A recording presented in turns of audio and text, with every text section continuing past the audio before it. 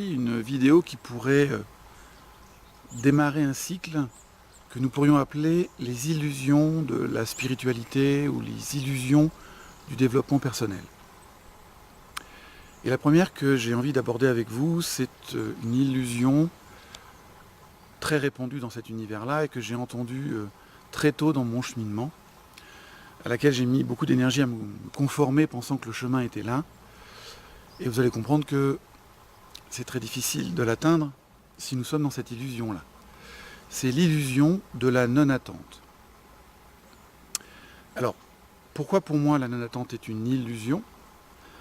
Parce que déjà, si vous êtes dans la non-attente, tout devrait vous convenir puisque vous n'attendez rien de particulier. Ça veut dire que vous n'allez même pas songer une seule seconde à changer de conjoint ou à changer votre statut de célibataire, puisque tout vous convient. Vous n'allez pas penser une seule seconde à changer d'entreprise, de poste ou de fonction, puisque tout vous convient. Et que vous receviez une caresse ou un coup de boule, c'est ok pour vous, puisque tout vous convient. Et vous voyez bien que nous avons des attentes dans ce domaine-là. Nous allons avoir des attentes pour nourrir nos besoins. Nos besoins de respect, nos besoins d'amour, nos besoins de nous alimenter, de nous hydrater. Donc nous avons des attentes. Ce qui m'amuse aussi parfois, c'est que les personnes que j'entends déclamer « je n'ai pas d'attente », lorsque la relation chemine, je me rends compte qu'elles ont au moins une attente, c'est que je n'en ai pas sur elles. Donc c'est déjà une attente.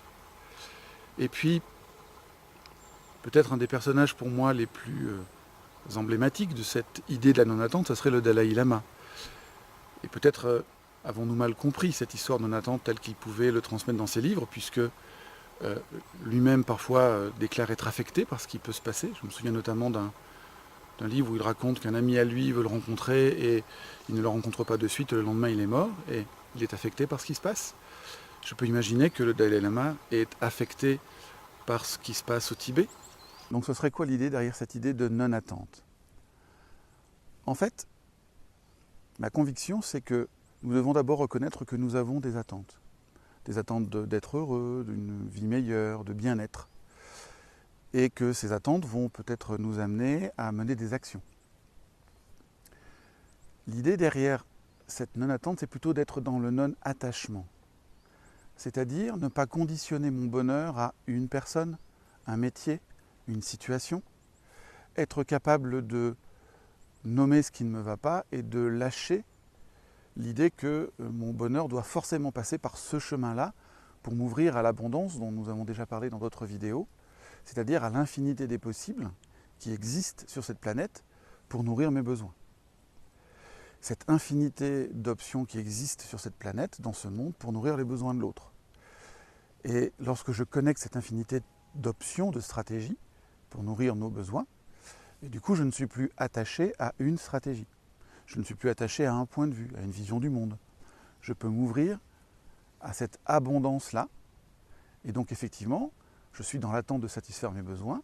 Je ne suis pas forcément dans l'attente que ça passe par toi, ou par toi ici et maintenant, ou par telle ou telle stratégie.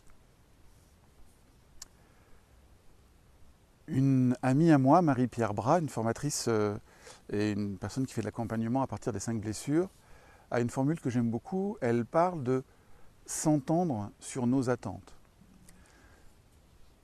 Pour moi, derrière cette idée-là, il y a l'idée que si je me raconte des histoires en me disant que je n'ai pas d'attente, eh ben, je vais probablement rentrer dans une forme de manipulation pour arriver à faire comprendre à l'autre ce que je voudrais vivre sans formuler d'attente, sans formuler de demande.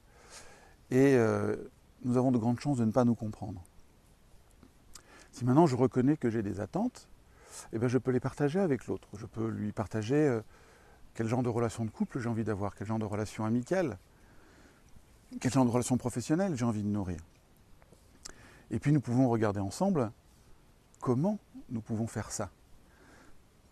Quel serait le comportement qui permettrait à l'autre, comme à moi-même, de nourrir dans l'instant nos besoins. Et des demandes, il y en a une infinité possible pour nourrir nos besoins.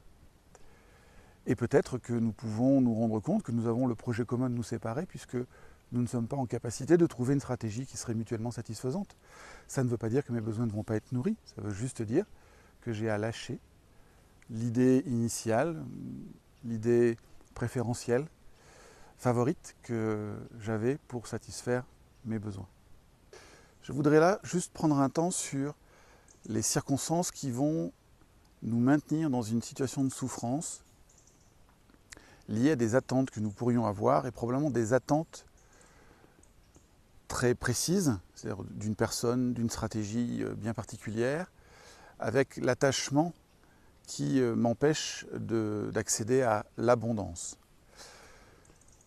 Si je suis dans cette forme d'attente, face à quelqu'un, et ce quelqu'un pourrait être moi-même, je peux avoir des attentes me concernant, face à quelqu'un qui ne peut pas, ne veut pas ou ne sait pas répondre à ma demande, alors il m'appartient de voir comment je vais pouvoir prendre soin de moi, prendre soin de mes besoins.